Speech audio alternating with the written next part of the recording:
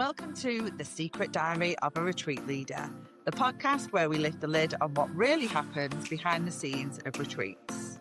We're Jodie and Claire, retreat leaders, travel lovers, and occasionally crisis managers. Between us, we've hosted retreats all over the world, from the beaches of Mexico and Ibiza to the mountains of Morocco, Finland, and the Peak District. And whilst we've helped hundreds of women create incredible memories and life-changing experiences, we've also had our fair share of moments where we've looked at each other and thought, well, this wasn't in the brochure. So, whether you're a retreat leader, you're thinking about becoming one, or you're simply curious about what really goes on behind the scenes, pull up a chair, grab a brew, and join us for the stories we swore we'd never tell. This is The Secret Diary of a Retreat Leader. Hi, welcome to episode 1 of The Secret Diary of a Retreat Leader. We finally made it onto the sofa. After about 2 years. And we've been talking about it forever, haven't we? Yeah. Had all the ideas. Yeah. Loads of great chats about it. Thinking, yeah, we must do that. And every time something happens on a retreat, we're like, we'll add this one to the podcast. And then never actually record the podcast. So we're here now. We're recording the podcast. And yeah, we decided to call it The Secret Diary of a Retreat Leader because, you know, I think first and foremost, who is this podcast for? Well, generally, I think it's for retreat leaders. So other people who are already running retreats or are thinking about running retreats. But at the same time, it's also for people who would plan to go on a retreat, because there's important things for you to know when you're looking at booking on a retreat, you know. So it's kind of twofold, really, isn't it? And anyone else who just wants to listen to me and Jodie just chat for about 20 minutes. Yeah. And I think we've had some funny old stories, let's be honest, haven't we? And the world needs to have something to laugh about, really, these days. So, yeah, some of the things that have gone on along the way. So we'll be sharing some of the retreats that we've hosted, some of the stories from them, some of the best bits, some of the worst bits. But I think the key bit is, what's the lesson? Yeah, that we've taken from when something has gone wrong or something's happened is what have we learned from that and changed then for our retreats following. Yeah. And we want to be able to kind of pass those lessons on to other people so that you can avoid some of the pitfalls that maybe we ended up in at some point. So it's probably best to start right back at the beginning, isn't it? Yeah, in 2019 in Croatia. That seems forever ago, doesn't it? Moons and moons. But actually, what, 7? Well, it'll be 8 years soon. 8 years this year, yeah. So, yeah, you know, we've been running retreats now for 8 years. And retreat number 1 was to Croatia. And it was a massive retreat. We took probably one of our biggest. Yeah, did we take about 20? Well, with me and you. Yeah, there's about 20 of us, and we flew out 2 guest speakers and we took a photographer. Took a photographer with us. It was full on. Yeah, it was no means by halves, was it? No, it was like baptism of fire straight into it. It was funny, wasn't it, how we ended up? Because a lot of people say to us, how did you two end up running retreats? Yeah. And that's a story in itself, I think. Yeah, that's another episode. It is probably another episode. But in a nutshell, we both love travelling, don't we? Yes. And we were always talking about how can we get to some of our bucket list destinations. We're both in wellness and well-being or personal development, predominantly for women in the work that we've always done anyway. And I think it's fair to say, whilst our husbands, I mean, if they end up listening to this, they'll be like, no, that's not true. That's not true. But they're a little bit, they love a holiday, but they're probably not as adventurous as we like to be sometimes. 100%. And therefore, you know, the family holidays are brilliant and we love doing them, but there was still a bit of a gap for us, wasn't there, in travelling the world? Yeah, and just doing stuff with friends and maybe have a bit of adventure activity and some personal development stuff. On the way, we were both working with a lot of women in our working life, obviously friendship groups and things that were all kind of saying the same thing, that they wanted to invest in some time for themselves. There was places that they wanted to go that maybe the partner, the friends, the family didn't want to go to, and they were like, don't feel comfortable going on my own. I don't want to organise it all by myself. Yeah. We were hearing this of so many women that we decided, well, actually, with the skill set that we've got, both professional lives and with travel, that why not actually start curating these retreats ourselves? Places that we wanted to go, but that we also knew other women wanted to go to as well. And kind of that's how we ended up. I'm just thinking, why did we pick Croatia? Because I'd been the year before on holiday with about 20, a big group of all my friends. At the place we At booked. the place we booked, yeah. And yeah, I came back and said I stayed at this amazing place. It's huge. It's got so many good facilities. It'd be perfect for a retreat. And obviously, because I'd been, scoped it out, a bit of a recce, met the owners and things, I felt confident that, you know, I know this place. I know what we get. I kind of know the area. Yeah. So we're not just picking somewhere blind and just turning up somewhere and hoping for the best. But kind of we had an idea where we were going. Yes, you were like, let's book this big villa and we'll go there and we'll take loads of people with us. Great idea. And I guess the key thing about this first one was, you know, we were like so caught up in the excitement of it all and how brilliant it was going to be. You know, we were running this retreat abroad. We were taking all these women to Croatia and we had no idea that we were then acting as a tour operator. Oh, God, yeah. Not a Scooby. And actually, the package travel regs had only come in the year before in 2018. So it was still really new. And we hadn't even, it was nowhere on our radar. Obviously, we had like event insurance, public liability insurance, but we had no idea that actually didn't come close to It what wasn't we enough. It wasn't enough. And we sold out dead quick and we were like, oh, God. It's probably the easiest retreat we ever sold. I don't think we've ever sold out as well as we did that first one, if we're honest. Yeah, so to take, us included, I think there was 21 of us in total. Yeah. Did we book it through Airbnb? Direct with the owner. No, we booked direct. It was on Airbnb, wasn't it? Yeah. You know, first lesson, you can't just book somewhere on Airbnb and run a retreat in it. Absolutely not. Yeah. But yeah, we just direct with the owner, bank transfer, kind of like no supplier failure insurance, like never entered our head what if the owner goes, I'm really sorry you can't come. None of that. Yeah. None of that. We were just so caught up in the excitement of it all. The fact that we'd kind of got this group of women together.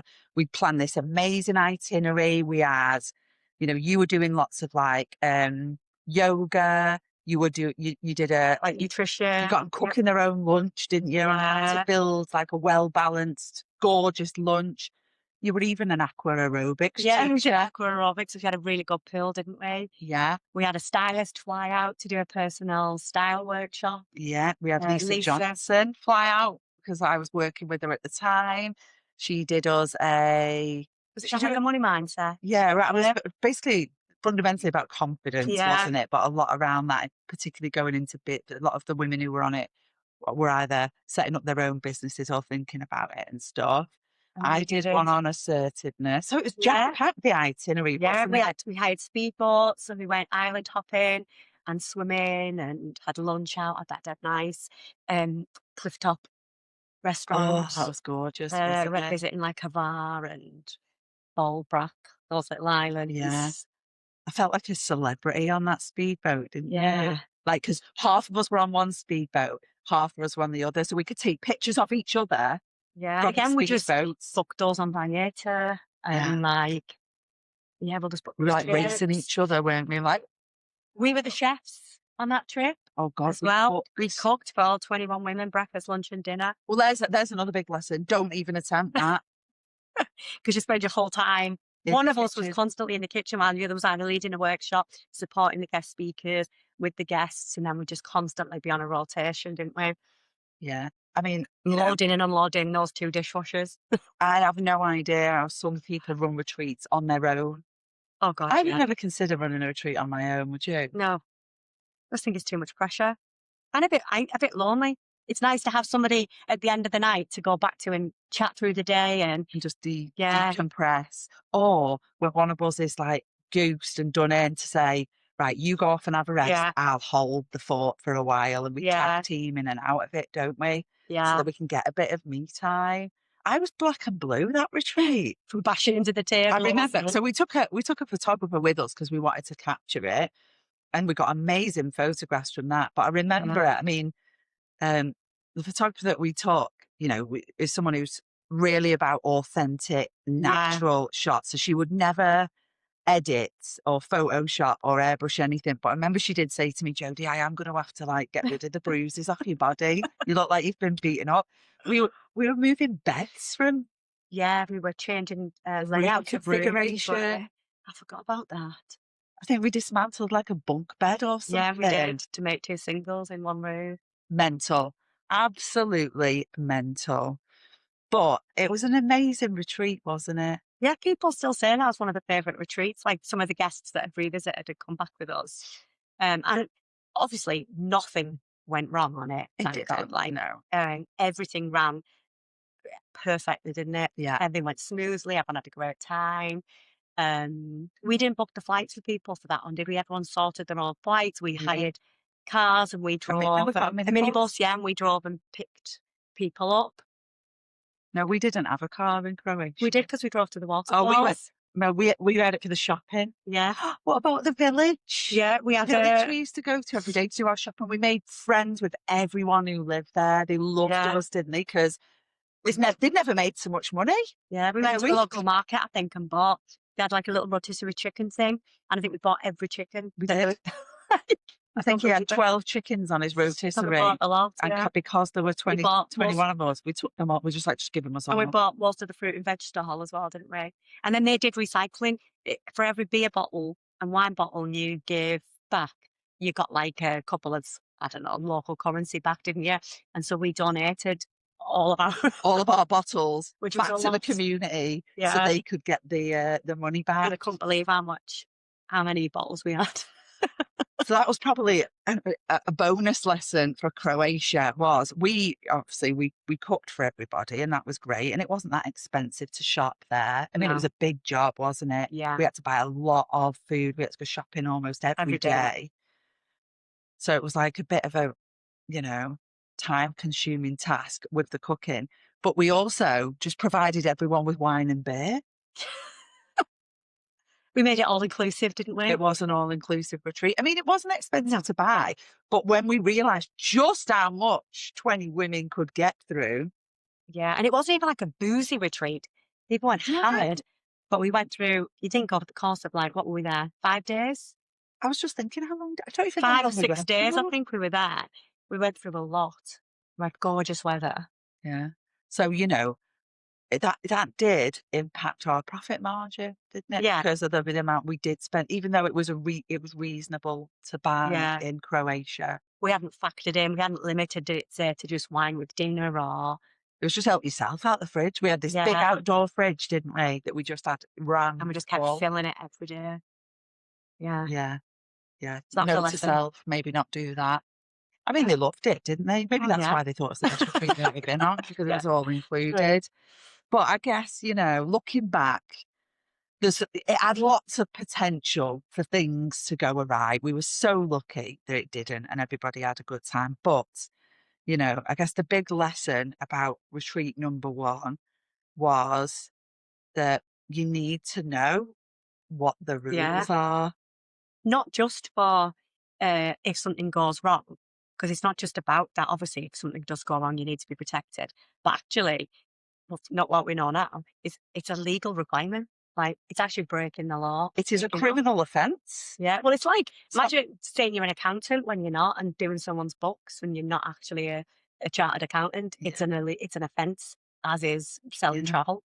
Yeah, and I think actually, let's if I say nothing goes wrong at all, everything goes swimmingly, but the authorities get onto you and came to investigate that. Even if everything in the retreat went swimmingly, everyone was happy, everyone had a brilliant time, nothing went wrong, I think the fines, is it up to £10,000 just for running a retreat that is not legal, i.e. it does not comply with the package travel regulations 2018. So we've become experts in those. Yes. Over the Quite last, quickly. yes, over the last 7 or 8 years. We are delighted to say that since then. Well, straight after Croatia, we we were having those conversations while we were there going, it feels too easy. Too easy.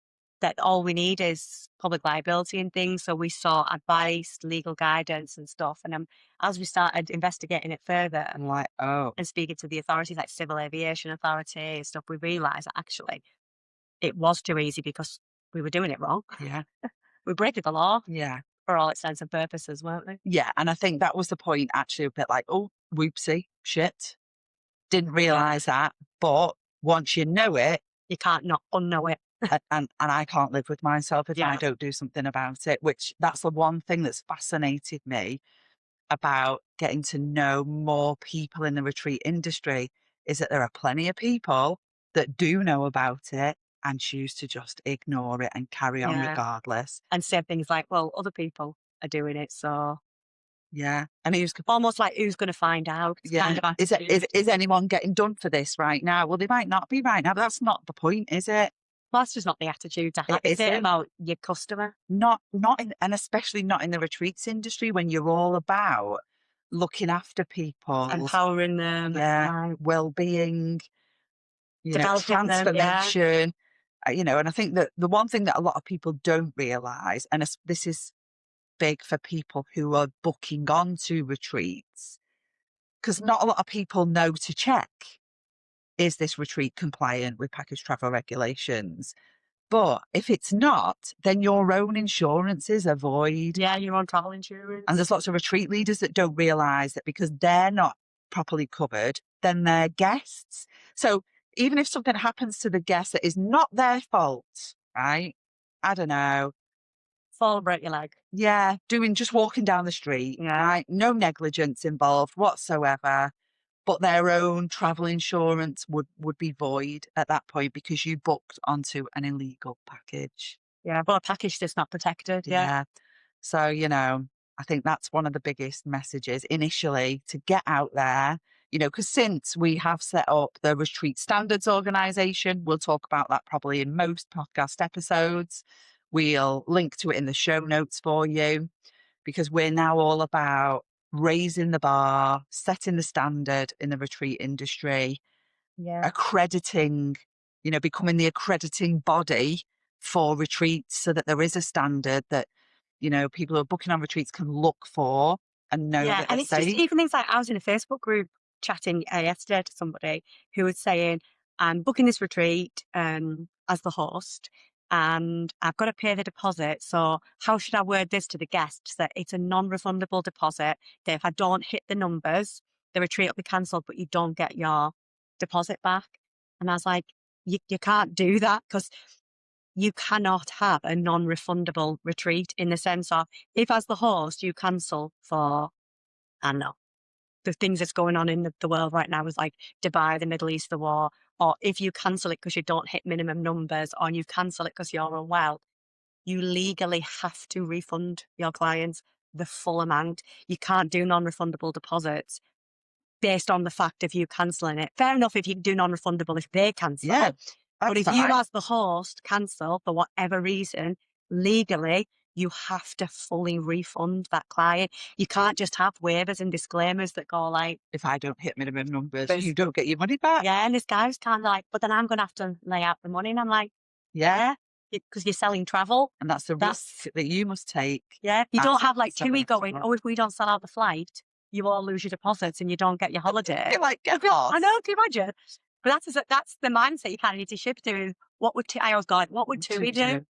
Like, and actually, TUI just been one of many package. Oh, yeah, Jet2, many other travel tour operators. But actually, I always think, what would one of those do, and what would we do more and better than that? Because sometimes with big companies, whilst you might get your statutory refund, they're not always handled brilliantly. And I think when you're a boutique agency like us, it's nice to make sure that get more customer service. Yes, definitely. Definitely. So it gets the podcast show on the road, doesn't it? About our first experience. And I suppose it's also to say that to people, like, it's okay if you're not doing it right at the moment. The key thing is once you know you're not, is what do you do about it? Is not just going, oh, well, push that down, pretend, like, keep it under the surface. Pretend I never saw that. We started that way, and most people do, because you only know what you know. And if you didn't know about the package travel regulations, then you would be operating that way. But I think now in 2026, they're 12 years old. No, what year is it? No, then I'm 12, 8 years old. Yeah. As my maths gone. I didn't think I was a teacher. Yeah, she used to be a maths teacher. I was thinking 2016 and we were in 2028. Anyway, they're 8 years old now, and there's a lot of talk about it online. Even insurance companies, like, you only have to look at, for example, Baylands. They now offer a tour operator liability, but they plaster it all over their terms and conditions. This is only one element of the package travel regulations. This does not give you full compliance. And I think really now for people to say they don't know is not good enough. No, really. No. And, to go back to the Retreat Standards Organisation, what we want to really do, and what we are doing, and is really taking off, is making it really easy and also really affordable, because it's not that affordable to be compliant. It's bloody expensive, isn't Especially it? if you're only just doing it as a side hustle and maybe one retreat a year. Yeah. So we're making it really easy and really affordable for retreat leaders to be compliant. You just need to come to us for a bit of help. Yeah. So if that resonates with you, we'll make it easy for you to get in touch, and you can talk to us about how we can help you do that. Because if you've listened to this podcast, well, now you know. Yes. You've heard it. You need to do something about it. Yeah. So you can help us raise the standard, because the retreat industry is booming. Yeah. So yeah, on that note, I think that's enough for episode 1, don't you? Yes. We've got the wheels in motion, shall we say? Finally started it. We've set sail with our maiden voyage. So we're going to be taking you through some of the retreats that we've run and the lessons that we have learned. So stay tuned, and we'll see you in episode 2. Where did we go for episode 2? Did we go to Santorini? It's either Santorini or Marrakesh, but we'll leave you guessing on that one, because I can't remember. Guessing for Marrakeshin. Yeah. All right. See you next time. Well, that's it for this episode of A Secret Diary of a Retreat Leader. If today's story taught you anything, it's probably that retreats are a bit like ducks. On the surface, everything looks calm, serene, and beautifully put together. Underneath, someone is paddling like mad and wondering whether the chef, transfer driver, or weather forecast is about to ruin their day. If you enjoyed this episode, we'd love you to subscribe, leave a review, and share it with a fellow retreat leader, wellness professional, coach, yoga teacher, or anyone who's ever wondered what really happens behind the scenes. And if you've got your own retreat horror story, near miss, travel disaster, or you couldn't make it up moment, we'd love to hear it. Until next time, keep calm, pack spare antihistamines, triple check the flight details, and remember, the best retreat stories are usually the ones that nearly went wrong.